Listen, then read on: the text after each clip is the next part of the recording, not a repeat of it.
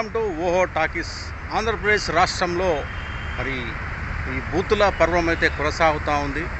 మరి అక్కడ ఉన్న పార్టీ నాయకులు, ఆ నాయకులకు సంబంధించిన వివిధ విభాగాలకు సంబంధించిన కార్యకర్తలు మరి ఈ విధంగా అనుచిత వ్యాఖ్యలు చేస్తూ మరి పేట్రేగిపోవడం అనేది ఆంధ్రప్రదేశ్ రాష్ట్రంలో రాజకీయ వర్గాల్లో చర్చనీయాంశంగా మారింది.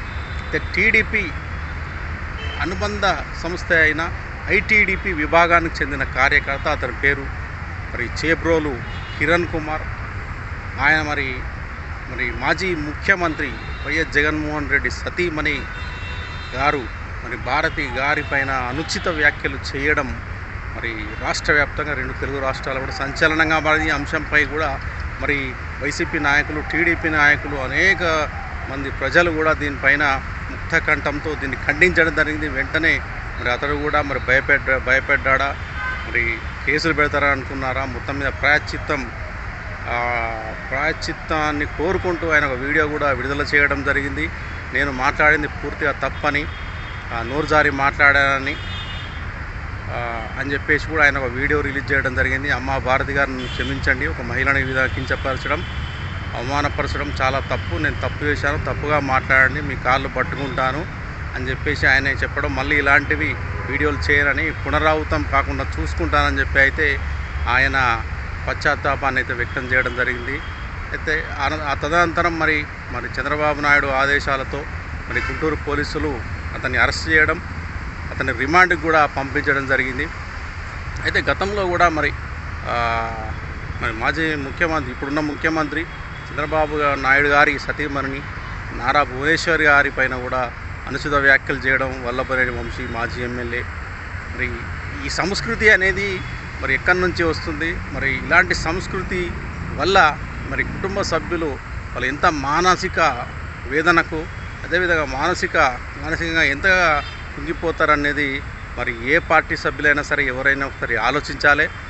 మరి రాజకీయంగా మరి ముందుకెళ్ళాలంటే రాజకీయంగానే పోరాడాలి తప్ప ఇలా కుటుంబ సభ్యులను బజారు కీర్చి మాట్లాడడం అనేది కరెక్ట్ కాదని చెప్పేసి రాజకీయ విశ్లేషకులు, మేధావులు వారి యొక్క అభిప్రాయాలను అయితే వ్యక్తం చేస్తూ ఉన్నారు. అంటే ఇలాంటివి మళ్ళీ పునరావృతం కాకుండా మరి రాష్ట్ర ప్రభుత్వాలు కూడా వీటిపైన చట్టాలు తీసుకురావాలి.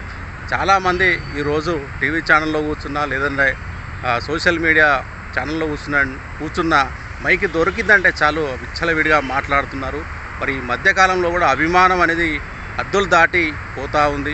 మరి గతంలో మా నాయకుడిని ఇలా తిట్టారు, మరి ఇప్పుడు నేను అలా తిడతాను, మరి ఒక రివెంజ్ మోడ్లోకి వెళ్లకుండా మరి ఏవైతే రాజకీయ పార్టీలునో ప్రజా సమస్యలపైన పనిచేయాలని, అదేవిధంగా రాష్ట్రంలో అభివృద్ధి కార్యక్రమాలని మనసు దృష్టి కేంద్రీకరించాలని చెప్పేసి అయితే మరి ప్రజానీకం కోరుకుంటా ఉన్నారు.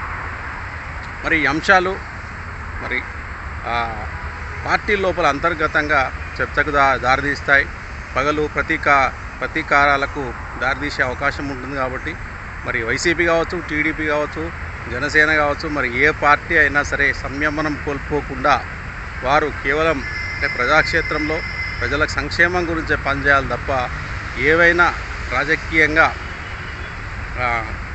ప్రజాక్షేత్రంలో గెలవాలంటే మరి ఒక నిబద్ధతతో, అదేవిధంగా వీళ్ళు చేసే మాటల దాడులు కావచ్చు, ఏవైనా సరే అవి సహేతుకంగా ఉండాలి, న్యాయబద్ధంగా ఉండాలి తప్ప ఇలాంటి అంశాలు అంటే కుటుంబ సభ్యులను ఈ రాజకీయాల్లోకి చొప్పించి మాట్లాడడం అనేది సరైనది కాదు. ప్రభుత్వాలు కూడా వీటిపైన దృష్టి కేంద్రీకరించాలి. మళ్ళీ ఇలాంటివి పునరావృతం కాకుండా చూసుకోవాలని చెప్పేసి కోరుతూ ఉన్నారు.